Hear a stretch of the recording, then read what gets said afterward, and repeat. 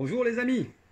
Alors je vais commencer un petit topo mercato avec une bonne nouvelle concernant Dieng, Bamba Dieng. L'OM a enfin levé l'option d'achat qui était estimée aux alentours des 400 000 euros. Voilà, donc ça nous fait une petite recrue en plus pour l'année prochaine et on pourra peut-être l'utiliser en troisième attaquant ou voire le prêter pour qu'il s'endurcisse dans un autre club. Voilà, donc déjà petite bonne nouvelle. Ensuite, je vais passer côté mauvaise nouvelle. Donc pour Adli, Amin Adli de Toulouse, selon un média italien Calcio Mercato, l'AC Milan aurait trouvé un accord avec Toulouse. Une somme de 10 millions d'euros a été révélée. Et ça m'étonne parce que pour Marseille, Toulouse réclamait 15 millions. Alors à voir si c'est vrai, une vraie rumeur. Voilà, on espère que non et que s'il pourrait aller à Marseille, ce serait un peu mieux pour nous. Voilà, après, on a autre rumeur venant du Brésil. La jeune pépite de 18 ans, enfin jeune pépite, apparemment, c'est un jeune joueur de 18 ans qui s'appelle Gustavo Silva de Oliveira, qui évolue à Recife, un milieu offensif axial. Selon le spécialiste du football brésilien Dominique Baïf, ce serait une jeune pépite donc à polir qui ne serait pas tout à fait finie en fait. Donc il serait moins fini que Luis Enrique. Donc déjà ça montre qu'il faudrait peut-être le prêter d'entrée si on le recrute. Et pour confirmer cette info, la journaliste Raiza Simplicio, dont on a vu l'interview chez Sportmed, en a déjà parlé. Donc ça commence à être une petite rumeur qui s'avère sérieuse. Le jeune prospect donc serait convoité par l'Ajax, Monaco et le Sporting Lisbonne. Voilà, à voir, ça serait bien pour le mettre au centre ou le prêter. Je vais revenir sur Bissouma. Bissouma, selon le Sun, le journal Le Sun, le journal anglais, Brighton réclamerait une somme près de 50 millions d'euros, enfin environ 46,5 je crois, 46,5, ouais c'est ça, 46,5 millions d'euros pour le laisser partir le milieu malien.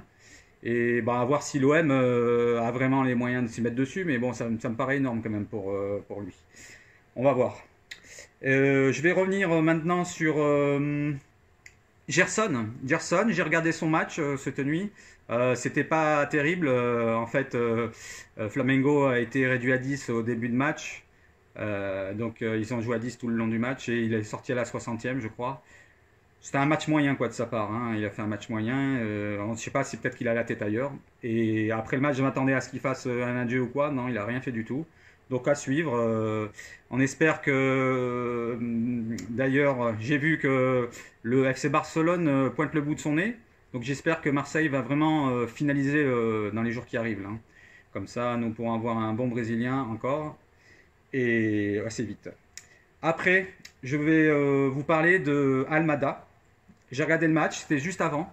Par contre, lui, il a fait un sacré match, surtout une première mi-temps bien comme il faut. Il était sur 3 occasions, bon, il a mis un but et une action qui est partie du milieu, bonne conduite de balle, il a frappé de 30 mètres, c'était pas loin. Je pense qu'il y a de la technique, hein. Il est un peu frêle, c'est vrai, mais il tient sur ses jambes quand même, hein. C'est un peu. Mais je le comparerais peut-être à Dybala, je ne sais pas si vous voyez, Dybala, mais en droitier. Donc voilà, et après, qu'est-ce que j'ai d'autre comme news pour vous? C'est tout. C'est tout concernant le Topo Mercato. Sinon, j'ai suivi le live hier soir sur Bigo Live, sur la chaîne de Forza DZ. Et j'ai appris une petite news concernant la vente de l'OM. Voilà, vous avez dû le suivre. Apparemment, ce ne serait pas Bintalal qui serait derrière tout ça, et ce serait plutôt MBS, donc le président de PIF. À voir, et si c'est le cas, ça s'avère encore meilleur que l'on ne croit. Voilà, donc la date, on l'attend, ça sera entre le 24 et le 27, normalement. Ouais, c'est ça, 24 et le 27. Le 23 et le 27 plutôt. Mais pas le 26, donc 23, 24, 25 ou le 27. Voilà, donc on va attendre en espérant, pourquoi pas le 23. Voilà, comme je fais un live le 23 au soir, imaginons une petite annonce juste avant que je fasse le live. Ah bah là, ça sera un live 24 heures, quoi. Donc pour le live, j'invite tout le monde qui veut passer. Je ferai monter tous ceux qui veulent monter et on discutera de tout et de rien. J'ai organisé un petit quiz qui sera sympa. On va s'amuser. Voilà. Alors on se dit à dimanche. Bonne journée à tous.